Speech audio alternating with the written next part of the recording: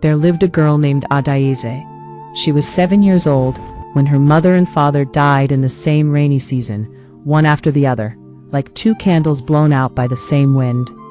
Adaize went to live with her father's brother, Uncle Okonkwo, and his wife, Neka. At first, the village thought this was a good thing. Blood should care for blood, they said. But inside that mud brick house, kindness never lived.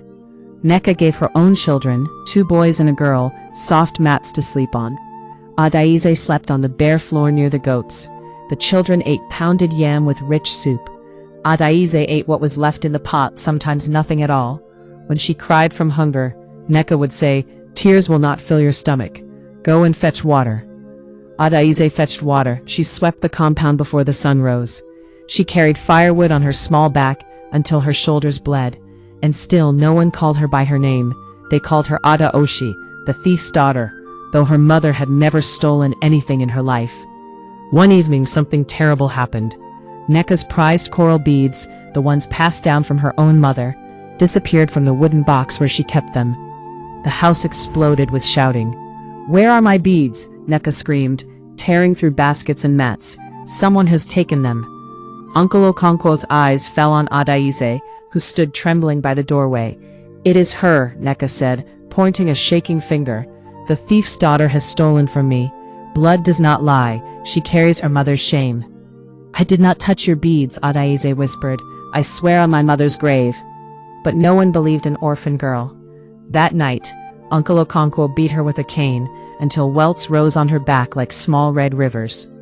Neka refused to give her food for 3 days. The children of the house laughed and called her Onye Oshi, thief, whenever she passed. Adaize did not cry.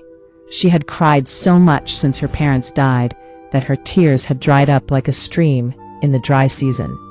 She only knelt by the fire each night and whispered to the sky, "Mama, Papa, where are you? Why did you leave me here?" On the 4th day, the village dibia, old Mama Ijoma, came to the house. She was known for her wisdom, and her eyes could see things other eyes could not. "I hear there is trouble in this compound," she said, sitting on a low stool. Neka quickly told her story, how the beads vanished, how the orphan girl must have taken them, how blood always tells the truth about a person's heart. Mama Ijoma turned to Adaize. "Child, did you take the beads?" "No, Mama, I swear it." The old woman studied the girl's face for a long moment. Something in Adaize's tired eyes made the whole compound go quiet. Even the wind seemed to stop moving through the palm leaves. "Then we will find the truth," Mama Ijoma said. "Tomorrow, at sunrise, everyone in this house will stand before the shrine of Ani, the earth goddess. Whoever lies before her will feel her anger before the sun reaches the top of the sky." That night no one in the house slept well. Adaize lay awake, staring at the ceiling made of thatch, wondering what would happen if the goddess did not believe her either. What if the truth itself had abandoned her, the way everyone else had? But something else kept her awake too. A small sound she had heard 3 nights before, coming from behind the goat pen, and had been too afraid to mention. At sunrise, the whole family gathered at the small shrine at the edge of the village, where a carved wooden figure stood among cowrie shells and palm fronds. The village had gathered too, drawn by whispers of the accusation. One by one they stood before the shrine and spoke. "I did not take the beads," said Neka's eldest son. Nothing happened. "I did not take the beads," said the second child. Still nothing. Then it was Adaize's turn. Her legs shook as she stepped forward. The whole village watched her, some with pity, most with suspicion. "I did not take your beads, Auntie Neka," she said, her small voice steady despite her fear. "I have never touched them." The wind rustled the palm fronds. Nothing more happened, but murmurs rippled through the crowd. Some said the goddess was simply slow. Others said the girl was cleverer than she looked. Then Mama Ijoma raised her hand for silence.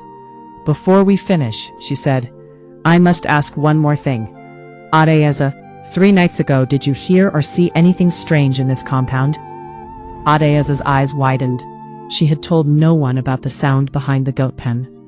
"Speak, child," Mama Ijoma urged gently. "The truth will not hurt you. It is silence that has hurt you enough." With trembling lips, Adaize finally spoke. "I heard scratching behind the goat pen at night. I was afraid to look. I thought it was a spirit. Mama Ijoma nodded slowly and walked toward the goat pen, the whole village following behind her. She knelt in the dirt and began to dig with her bare hands. The crowd held its breath. Buried beneath loose soil, wrapped in a torn cloth, lay Neka's coral beads. Dragged there, everyone soon realized, by the mischievous house rat that had been stealing shiny things from the compound for weeks. A heavy silence fell over the crowd. Then it broke into gasps and murmurs of shame. She fell to her knees before the shrine, weeping, not for the beads, but for what she had done to a grieving child who had never harmed her. "Forgive me," she cried, reaching for Adea's small, scarred hands. "Forgive me, my daughter. I let my anger blind my eyes." Adeze looked at her auntie's tear-streaked face. She thought of the beatings, the hunger, the nights on the cold floor, the cruel names. Something inside her ached, not with anger, but with a tired, quiet sorrow that only a child who has suffered too much can carry. "I forgive you, Auntie," she whispered, "but I will never forget." From that day, the village watched Neka's house closely, and Uncle Okonkwo, shamed before all of Umuoji, treated Adeze with the care she should have always known. But something in Adeze had changed forever. A wound in her heart that no apology could fully heal.